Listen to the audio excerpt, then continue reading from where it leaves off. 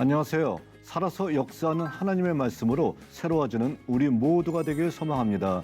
말씀은 더욱 깊이 있게, 믿음은 더욱 굳건하게, 성경을 쉽고 재미있게 배우는 시간, 소문난 성경교실의 오택현 교수입니다.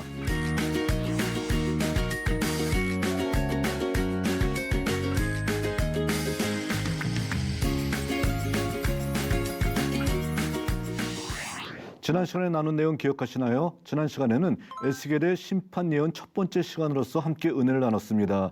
오늘 나눌 말씀은 에스겔의 심판의 예언 두 번째 말씀입니다.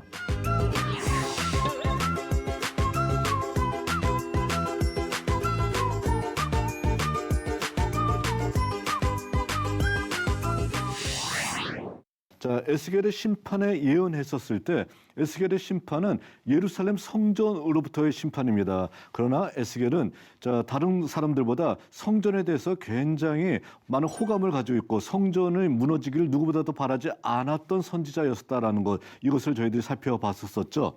지난 시간에 나눈 어떤 메시지를 봤을 때 에스겔이 제일 먼저 해야 될 것은 무엇이냐면은 예루살렘이 심판받을 수밖에 없는 이유, 바로 그것을 설명해야 됩니다. 그래서 하나님께서 그를 환상 중에 데려가셨을 때 북향한 문을 향해 있었던 질투를 일으키는 여신 아세라 목성이라고 했었었죠. 또 미르이 종교 몰래 숨어서 곤충 그려놓고 짐승 그려놓고 그리고 장로들이 앞장서서 다른 종교를 섬기고 있습니다. 자, 그리고 담묘주를 위해서 애곡하는 여인, 풍요 종교의 신이 여름철에 지하로 내려갔는데 그를 위해서 애곡하는 절기를 그대로 가져다가 유대 예루살렘 성전에서 행하고 있는 어떤 여인들의 모습을 보여주고 있고요. 성전을 등지고 태양을 향해 절하는 사람들. 자, 이거는 이 내용들은 한마디로 답답함의 극치라고 얘기할 수 있겠죠. 강대국의 종교를 그대로 따르고 있는 어떤 사람들의 어떤 모습이 예루살렘에 가득 차 있다라는 것을 보여주고 있습니다. 자, 그러니까 이런 어떤 모습으로서 예루살렘이 변화가 되어 있고 이런 모습으로서 성전이 더럽혀졌다라고 하게 되면은 이런 성전은 더 이상 성전이 아니라는 거예요. 그러니까 무너질 수밖에 없다라는 것입니다. 자, 그랬을 때 하나님은 조속하게 심판을 실행하라 명령하십니다. 그래서 서기관에 가는 베옷을 입고 먹그릇을 찬 사람이 등장합니다. 그래서 이 사람이 예루살렘을 순행하며 다닙니다. 그러면서 예루살렘에서 일어나고 있는 가증스러운 일로 인해서 울며 탄식하는 자의 이마에 표시하십니다. 자, 이마에 표시를 한 사람에 대해서 하나님께서는 그 사람은 살리라라고 얘기하십니다. 자, 그러니까 우리의 어떤 상황에서도 봤었을 때 우리 주변에 일어나고 있는 교회의 현실을 바라보면서 이건 아닌데라고 하면서 가슴 치면서 통에 자복하고 눈물 흘리는 사람, 하나님께서는 절대로 그냥 지나가지 않으신다는 겁니다. 우리가 세상을 바꿀 힘이 없다 할지라도 그것이 잘못되었다는 것을 알고 눈물 흘리며 그들의 잘못에 동참하지 않는 것만 하더라도 하나님께서는 너 그 정도면 충분해 라고 얘기하면서 모든 심판에서 그들을 면제시키는 어떤 모습을 보여주고 있다는 것이죠. 자, 그랬을 때 사륙하는 무기를 든 사람이 서기관에 가는 벼슬을 입은 사람을 뒤따르면서 이마에 표시가 없는 사람을 죽입니다. 자, 근데 그 심판이 어디부터 시작하냐면은 성전 앞에서 시작하고 있고요. 성전 앞에서 떠들고 있는 늙은 자들, 장로들로부터 시작해서 무섭게 성전의 어떤 그 중심으로 해서 그 심판이 성전 그리고 바깥으로 퍼져나가고 있는 어떤 모습을 보여주고 있다라는 것입니다.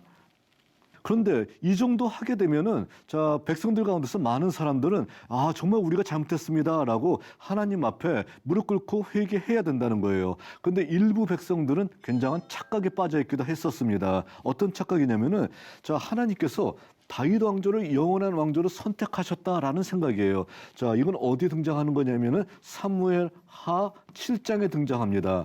사무엘 하 7장은 유명한 다윗 언약 구절이 있잖아요. 하나님께서 다윗이 하나님, 제가 하나님을 대신해서 하나님을 위해서 집을 지어드리겠습니다 라고 얘기했더니 성전 짓겠습니다 라고 했더니 하나님 뭐라고 하나요? 네가 나를 위해서 집을 짓는 것이 아니라 내가 너를 위해서 집을 지어줄게 얘기하면서 다윗 왕조, 너희는 영원한 왕조가 될 것이야. 그리고 예루살렘은 내 이름을 두려고 선택할 영원한 하나님의 도성이 될 것이야 라면서 다윗 왕조와 예루살렘의 영원성을 강조했었던 다윗 언약을 하나님께서 사무엘하 7장에서 맺어주십니다. 자, 근데 여기는 조건이 있어요. 하나님의 백성들이 하나님의 명령과 규례를 잘 따를 때 그 언약이 영원히 지속된다라는 조건이 있는데 사람들은 그 조건성을 망각합니다. 망각하고 얘기하는 것이 무엇이냐면은 하나님께서 예루살렘을 하나님의 이름을 두실 장소로 선택했다라는 것. 자, 요것만 거두절미하고 요것만 딱 드러내는 거예요. 그러면서 얘기하는 것이 뭐냐면 그렇기 때문에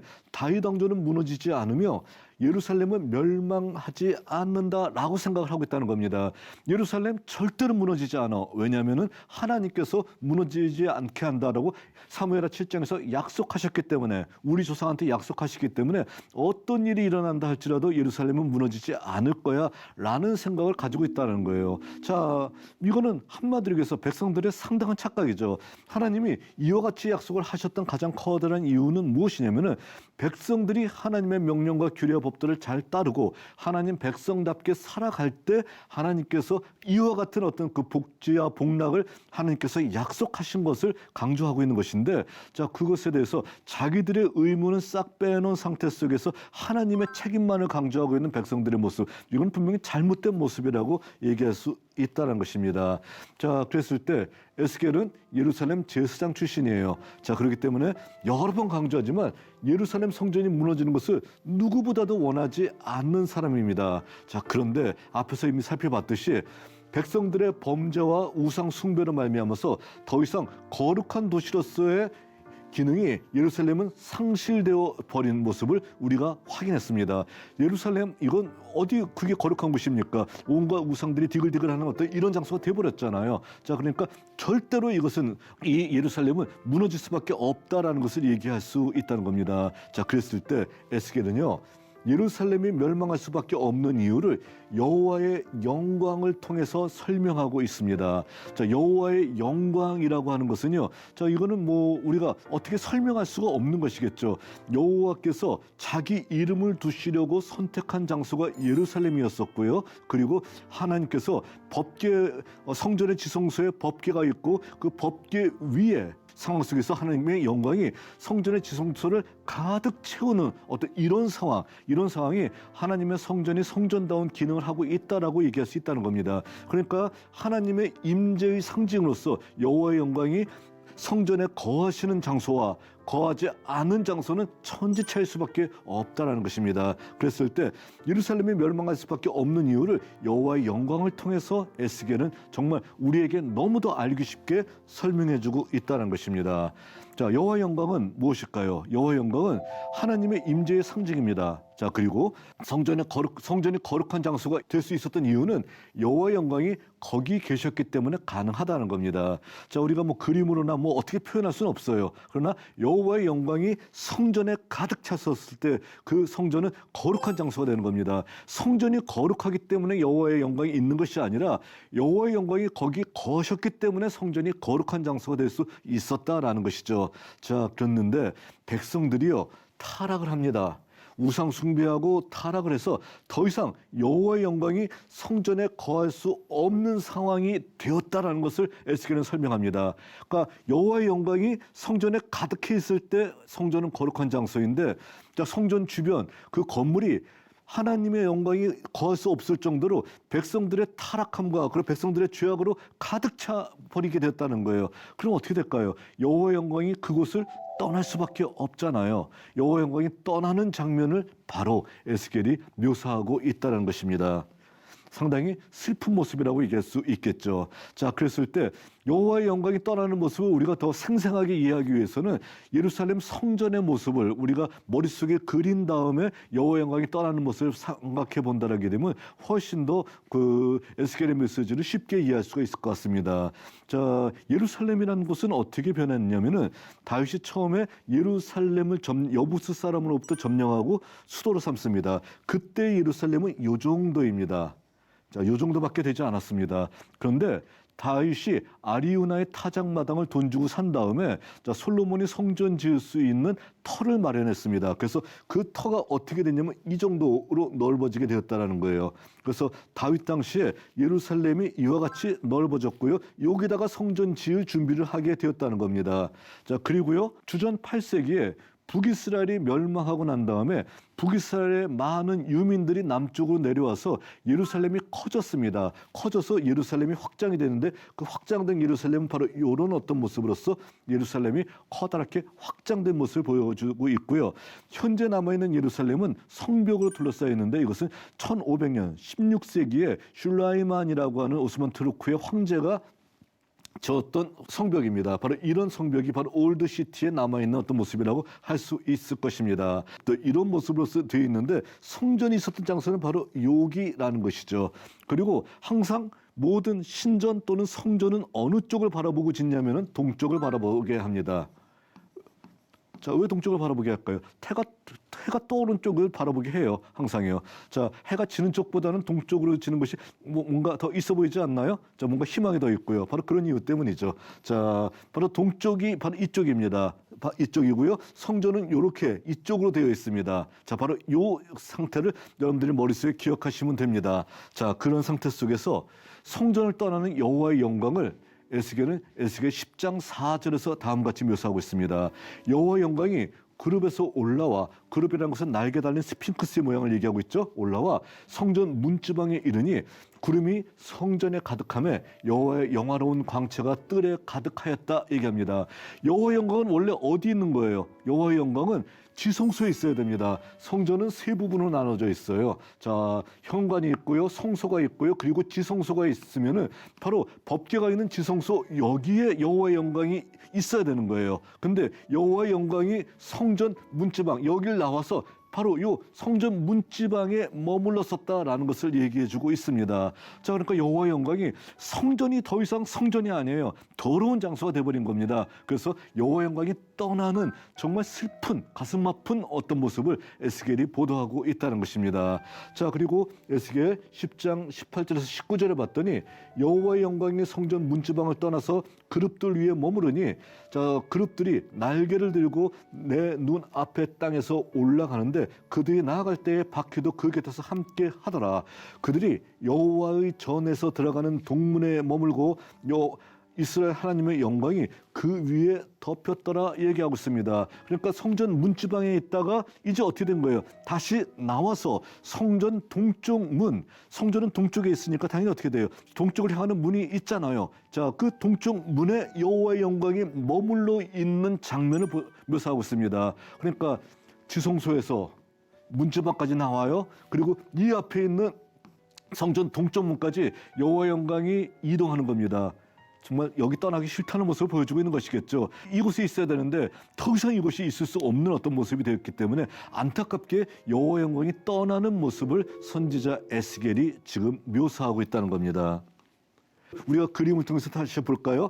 자, 이 안에 있었던 여호와의 영광이 성전 문지방에 이르릅니다. 바깥에 나왔어요. 그러니까 야긴 보아스가 있는 바로 여기까지 나오게 됐다는 거예요. 자, 여호와의 영광이 뜰에 가득 찹니다. 그런데 여기서 있다가 다시 어떻게 되는 거예요? 성전을 향한 동쪽 문까지 올라와서 바로 이곳에 머무르게 되는 어떤 모습을 보여주고 있다는 겁니다. 자, 그러니까 여호와의 영광이 정말 조금씩 떠나가고 있는 어떤 모습을 보여주고 있고요. 그리고 바로 이런 어떤 모습 속에서 자, 에스겔이 얘기하는 것이 뭡니까?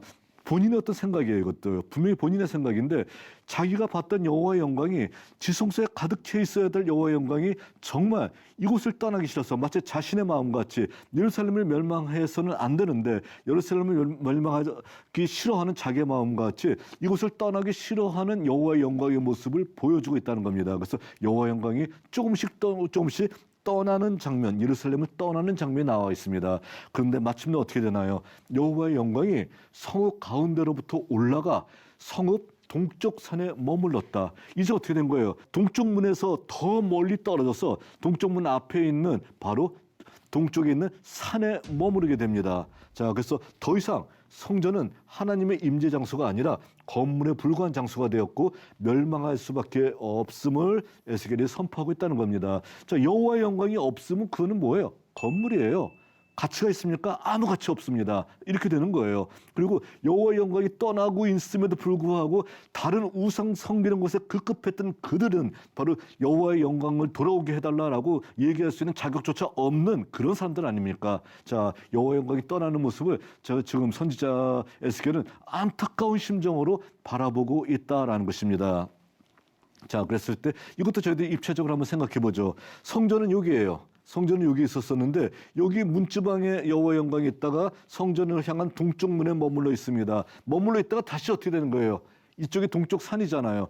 감람산이 있고 멸망산이 있습니다. 이 동쪽 산 위에 올라갔다가 여기서 여호와의 영광이 사라져 버리게 되는 거예요. 에스겔이 그 장면을 바라보게 되었다라는 것입니다. 바라보게 되니까 자, 바로 이런 어떤 모습 속에서 여호와의 영광이 돌아오지 않는다라고 하게 되면은 예루살렘의 회복은 없는 거예요. 그리고 예루살렘은 끝장날 수밖에 없는 바로 이런 상황이었다는 것, 또 멸망할 수밖에 없는 상황이었다는 것을 지금 사람들에게 얘기하고 있습니다. 자, 뭐 더 이상 얘기할 게 뭐 있나요?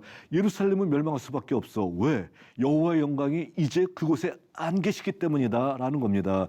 여호와의 영광이 없는데 예루살렘 성전을 하나님께서 신경 쓸 이유가 있나요? 여호와의 영광이 없는데 예루살렘 성전이 거룩한 장소가 될 수 있나요? 없다라는 거예요. 이제 이곳은 한마디로 성전이 아니라 신전, 하나의 이방 신전보다 못한 건물에 불과한 장소가 되어버렸었고 이 건물에 불과한 이 장소를 하나님께서는 반드시 멸망시킬 것이다 라는 메시지를 전해주고 있다는 것입니다.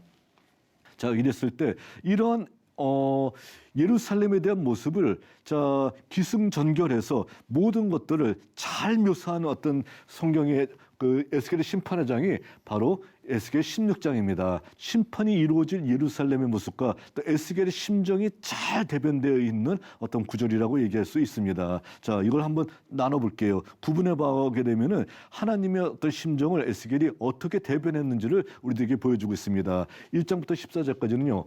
죽은 아이 예루살렘이 왕후가 되었다. 그러니까 자격이 없는 사람, 자격이 없는 도시가 가장 존귀한 도시가 되었다라는 거예요. 왜? 예루살렘이 존귀해진 것은 하나님이 그곳에 거했기 때문에 존귀해진 것이지 예루살렘 자체가 잘났기 때문에 그거 절대로 아니라는 겁니다. 그러니까 주나이 예루살렘이 왕후가 된 장면을 보여주고 있습니다. 그러면은 자 주나이가 왕후가 됐습니다. 그러면은 자 왕으로 만들어준 사람한테 최선을 다해야 될 것 아닙니까? 잘해야 될 것 아니냐라는 거예요. 그런데 바로 왕후 예루살렘이 자 15절 34절에 봤더니 음녀가 돼버렸습니다. 지금 현재 예루살렘과 똑같이 우상 숭배하고 자기 멋대로 행동하면서 정말로 잘못된 모습으로서 변화가 되는 모습을 보여주고 있습니다. 음녀와 같이 돼버렸다라고 얘기할 수밖에 없다라는 거예요. 자 그러니까 자 주나이를 왕으로 만들어줬는데 그 왕후가 음녀가 돼버렸습니다. 이러면 어떻게 돼요? 하나님의 무서운 심판이 35절 43절에 이루어집니다. 예루살렘에 내린 하나님의 심판에 대해서 설명해주고 있습니다. 자 그런데 자 하나님의 심판, 하나님께서 예루살렘에서 영광이 떠나가고 심판을 내리신 가장 커다란 목적은 뭔가요? 정말 예루살렘을 박살내기 위해서?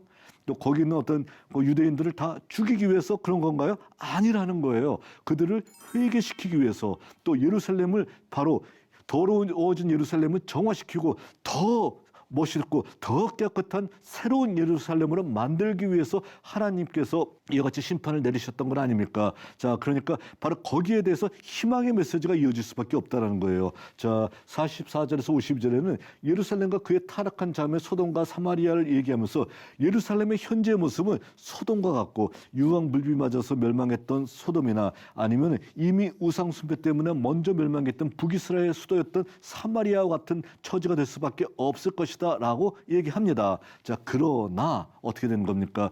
하나님의 정말 진심은 어디 있냐 하면은 바로 여기에 있다는 겁니다. 하나님의 진심은요 53절에서 58절에 등장하는데 예루살렘이 장차 수치를 당하지만 회복될 것이다. 하나님의 심판이 예정되어 있기 때문에 장차 수치를 당합니다. 그러나 수치를 당하는 것으로서 끝나고 그리고 멸망한 것으로서 끝나는 것이 아니라 그가 다시 살 것이다. 그가 다시 회복될 것이다 라는 것을 얘기합니다. 자, 그러니까 하나님은 예루살렘을 멸망시켜서라도 그를 새롭게 하기 원하십니다. 그를 한마디로 회복하게 하기를 원하신다라는 메시지를 전해주고 있다는 겁니다. 자, 그러면서 예루살렘과 하나님께서 영원한 언약을 세울 것이다. 자, 59장에서 63절에 다시 멸망시키지 않을 예루살렘, 다시 새롭게 일어날 예루살렘으로서 예루살렘을 하나님께서 우뚝 서게 만들 것이다 라는 이런 약속을 해 주심으로써 그 예언을 끝내고 있습니다. 그러니까 16장은 심판이 이루어질 예루살렘의 모습을 보여주고 있고요.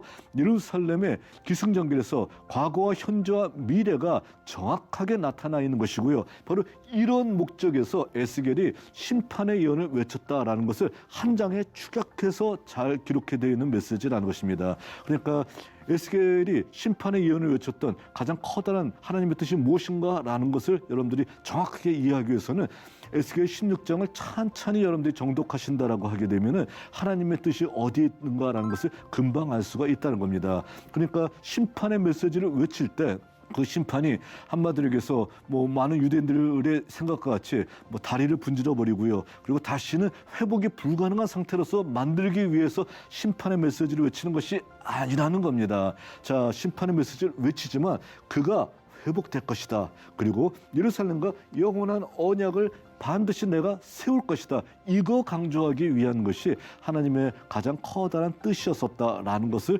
얘기하고 있다는 것입니다. 자, 그러면요, 저희들이 여기서 한 가지 한번 생각을 한번 해볼게요. 자, 에스겔의 심판의 예언을 하기 전에, 자, 이곳은 더 이상 하나님의 거룩한 장소가 아니기 때문에, 자, 아까 떠났던 게 뭡니까? 자, 문지방에서 자, 동쪽 문에 올라갔다가 동쪽 문에서 동쪽 산으로 가서 사라졌던 것이 바로 무엇이냐면은 하나님의 영광, 케보드 아도나이라고 하는 바로 여호와의 영광이 사라졌기 때문에 하나님의 심판이 시작된 것이라고 얘기할 수 있습니다. 자, 그렇다라고 하게 되면 여러분들이 자, 앞으로 에스겔의 희망의 예언을 얘기할 때 제가 무엇을 얘기할까요? 아니, 에스겔이 무엇을 얘기할까요? 자, 당연히 자, 회복된 성전, 회복된 이스라엘을 얘기할 겁니다. 얘기할 때 자, 이제 이 성전이 바로 이 예루살렘이 회복될 것이다. 자, 회복될 때 무엇을 먼저 얘기할까요? 떠났던 여호와의 영광이 다시 돌아오는 장면을 반드시 묘사할 것입니다. 그러니까 에스겔서에서 가장 중요한 것은요, 영광이 떠났어요. 그래서 심판이 시작됐습니다. 그런데 하나님께서 이제 모든 죄를 용서하고 예루살렘을 회복시켜 주신대요. 회복시켜 주신다라고 하게 되면 제일 먼저 와야 될 것이 뭔가요? 회복된 예루살렘에 여호와의 영광이 돌아오는 장면이 제일 먼저 기록이 돼야 된다라는 것입니다. 그러니까 여러분들은 에스겔 10장에서 여호와의 영광이 떠나는 장면을 보면서 여러분들 생각을 해야 돼요. 아, 이 영광이 언젠가 다시 돌아오겠지? 에스겔이 희망의 메시지를 외친다라고 하게 되면 이 영광이 다시 돌아와야지만 될 거 아니야 라는 생각을 가지고 성경을 읽어야 된다는 겁니다. 그리고 마침내 그 영광이 돌아올 때 우리도 함께 감격할 수가 있다는 것입니다. 자, 그래서 이스라엘과 유다의 진정한 회복은 하나님의 영광이 다시 돌아와 성전에 가득 참으로 시작될 것이다 라고 하는데 이것이 바로 에스겔 43장에 기록이 되어 있다는 겁니다. 자, 그러니까 바로 이 에스겔은 심판을 할 때 심판의 전조로서 하나의 어떤 모티브로 잡았던 것이 뭐냐면 떠나는 여호와의 영광이었었어요. 그럼 희망의 전조, 희망의 확신으로서 자, 하나의 모티브로 잡은 것이 뭡니까? 또 하나님의 영광이에요. 떠났던 영광이 돌아온다라는 겁니다. 이것이 바로 에스겔서의 가장 중요한 핵심 중에 하나라고 얘기할 수 있습니다. 자, 그러니까 여러분들은 에스겔서를 읽으면서 떠나는 영광을 바라보면서 가슴 아파하고요. 돌아온 영광을 바라보면서 정말 기뻐할 수 있는 여러분들이 된다면은 에스겔서를 제대로 읽으신 분이다라고 얘기할 수 있다는 것입니다. 결론입니다. 자, 에스겔 선지자는요, 예루살렘 성전을 하나님께서 심판하시는 이유는 거기에 더 이상 거할 수 없을 정도로 타락한 모습을 보였기 때문에, 예루살렘이 타락했기 때문에 더 이상 이곳을 하나님께서 머무를 수 없는 장소가 되었다라고 얘기하고 있다는 겁니다. 자, 그러면서 자, 하나님의 영광이 떠나는 장면을 에스겔은 비장하게 보도하고 있습니다. 자, 10장의 메시지에서 정말 가슴 치면서 애통하는 심정으로 하나님의 영광이 떠나고 있는 장면을 보도하고 있습니다. 자, 그런데 백성들이 돌이켜 회개하고 하나님이 용서하신다라고 하게 되면 하나님의 영광은 이스라엘의 회복의 시작을 알리면서 다시 예루살렘 성전으로 돌아올 것이라는 사실을 에스겔은 강조하겠다는 겁니다. 자, 그러니까 에스겔 선지자의 심판의 메시지 핵심은 뭐예요?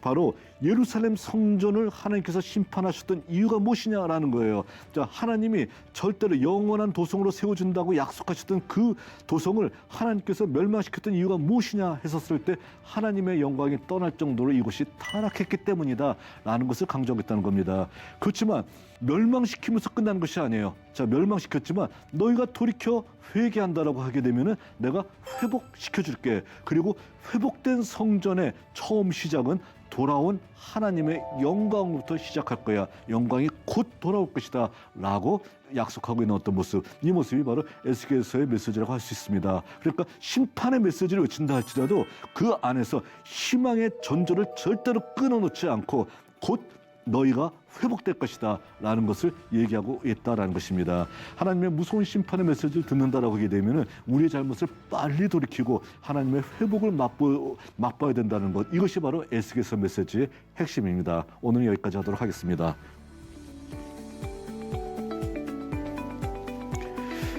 여러분, 유익한 시간이 되셨나요? 오늘 수업은 유튜브를 통해 다시 보실 수 있습니다. 언제나 말씀의 다스림을 받는 여러분이 되시길 바라겠습니다. 다음 시간에는 에스겔의 희망의 예언에 대해서 살펴보도록 하겠습니다. 오늘도 승리하는 하루가 되시기 바랍니다. 다음 시간에 뵙겠습니다. 감사합니다.